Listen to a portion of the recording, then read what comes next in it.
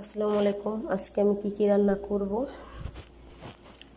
আজকে আমি পুঁই শাক দিয়ে পাঙ্গাস মাছ রান্না করব, আর সব ধরনের সবজি দিয়া ভাজি করলাম, আর ছোলার ডাল দিয়া মুরগির পা দিয়া গিলা মাইটা দিয়ে রান্না করব। আমি কিভাবে রান্না করি আমার সাথে থাকবেন।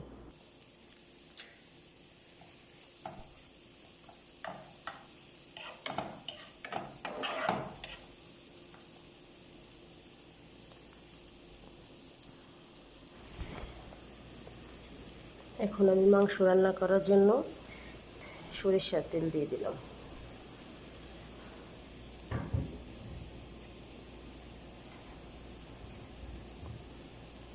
এদিকে আমার আর একটা মাছ রান্না করার জন্য পেঁয়াজ মরিচ